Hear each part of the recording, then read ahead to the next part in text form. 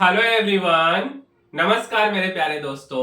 इस वीडियो में हम डिस्कस करने वाले हैं प्रॉपर्टीज ऑफ चार्ज के बारे में।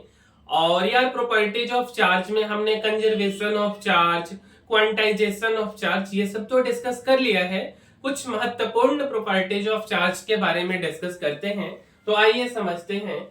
देखो भैया, सबसे पहला सा बात क्या है कि यार चार्ज ऑन अ बॉडी क्या है, charge on a body not depend on the speed of a body.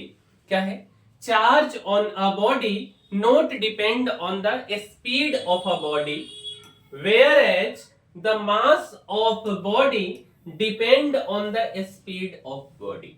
इस बात का क्या मतलब हुआ, हमने क्या बोला कि किसी बॉडी पे जो चार्ज है, charge on a body not depend on the speed of body.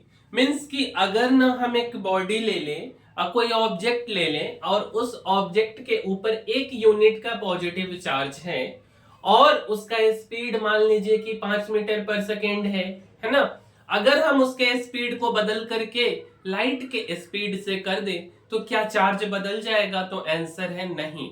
लेकिन अगर हम इसी चीज को मास के टर्म में बात करें कि अगर कोई ऑब्जेक्ट या बॉडी है और उसका पहले मास कुछ और है और उसका स्पीड 5 या 10 मीटर पर सेकेंड है, और जब हम उसके स्पीड को बदल देंगे, लाइट के स्पीड में ला देंगे, मीन्स कि 5 या 10 मीटर पर सेकेंड से 3 गुने 10 की पावर 8 मीटर पर सेकेंड अगर हम उसका स्पीड कर देते हैं तो उसके मास में बदलाव आ जाएगा। इसलिए हमने लिखा कि where as the mass of a body depend on the speed of body. आइए इस बात को एग्जांपल से समझते हैं। तो देखो मेरे भाई, यहां पे ना हमने एक बॉडी लिया है, उस बॉडी का नाम है ए, ठीक है। इसके ऊपर ना चार्ज हमने प्लस क्यू रखा है। क्या रखा है? चार्ज। तो प्लस क्यू चार्ज रखा है। अच्छा, इसका जो वेलोसिटी है या स्पीड है वो 3 मीटर पर सेकेंड है। दूसरा बॉडी हमने लिया है बी, ठीक है, और उसके ऊपर भी चार्ज हमने प्लस क्यू रखा है और उसका वेलोसिटी v2 जिसका वैल्यू हमने 3 गुने 10 के पावर 8 मीटर पर सेकेंड लिया है। तो v2 का स्पीड ज्यादा है, v2 फास्ट चल रहा है, v1 स्लो चल रहा है।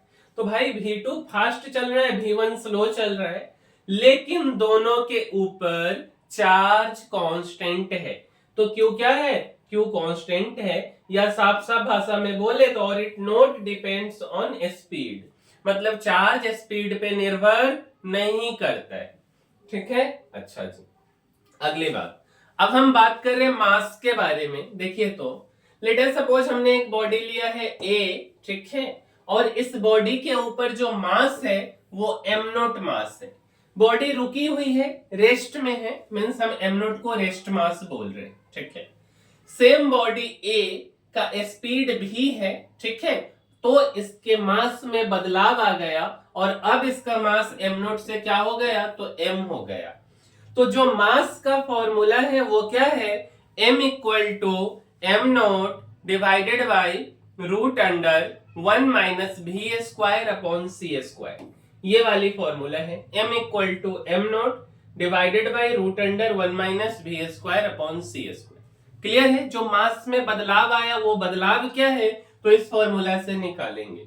अगर लेट अस सपोज कि v का वैल्यू 0 है, v का वैल्यू 0 है, तो यहाँ पे 0 रखोगे आप तो 0 अपॉन 0 है ना, 0, और 1 माइनस 0 तो 1, तो m इक्वल टू क्या हो जाएगा? m नोट हो जाएगा। Mass equal to m note.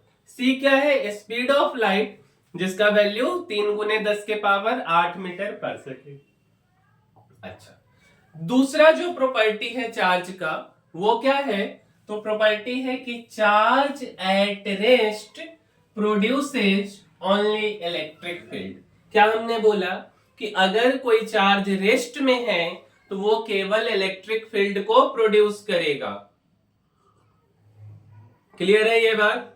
अगर हम इसी चीज को फिगर के माध्यम से समझें तो ये प्लस क्यू चार्ज रेस्ट में है और ये इलेक्ट्रिक फील्ड का डायरेक्शन है, प्लस क्यू में बाहर की तरफ और माइनस क्यू में अंदर की तरफ, है ना।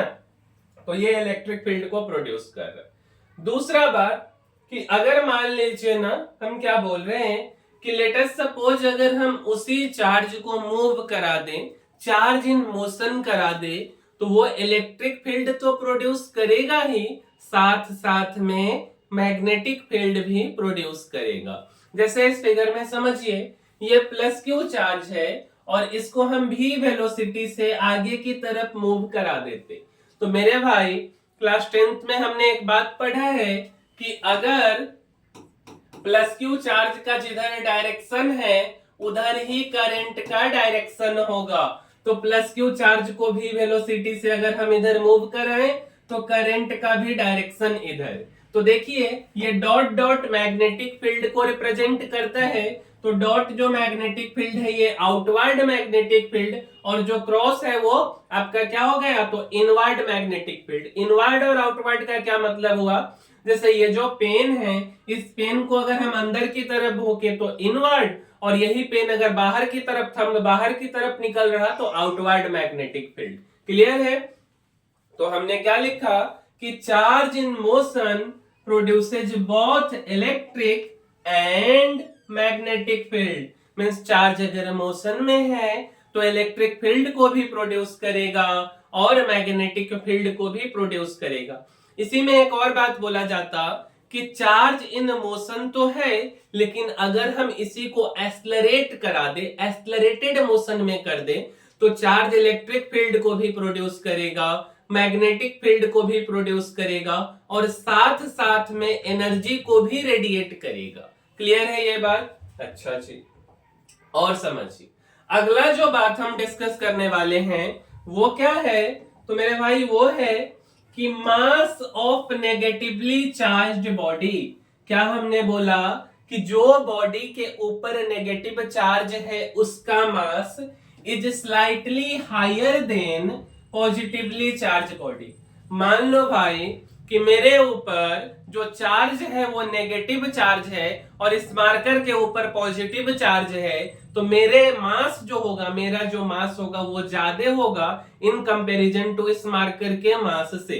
सिंपल भाषा में नेगेटिव चार्ज बॉडी का मास ज्यादा होगा comparison to positive charge body. आइए इस बात को समझते हैं। एक एग्जांपल हम ले रहे हैं ऑक्सीजन का। ऑक्सीजन का कोडिंग है O8 और 16। अगर हम बात करें कि ये O+ ऑक्सीजन पॉजिटिव चार्ज है और ये O- की हम बोल रहे हैं कि ये नेगेटिव चार्ज है। अगर ये पॉजिटिव चार्ज है तो इलेक्ट्रॉन का संख्या इसमें कितना, एक दे दिया तो 8 में से 1 गया 7। अगर हम प्रोटॉन की बात करें तो प्रोटॉन तो आपका कितना हो गया, तो 8 ही। और अगर हम न्यूट्रॉन की बात करें तो न्यूट्रॉन भी आपका 8 ही।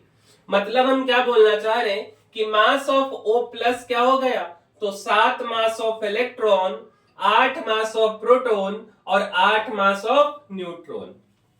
अब इसी चीज को हम समझते O- नेगेटिव चार्ज बॉडी।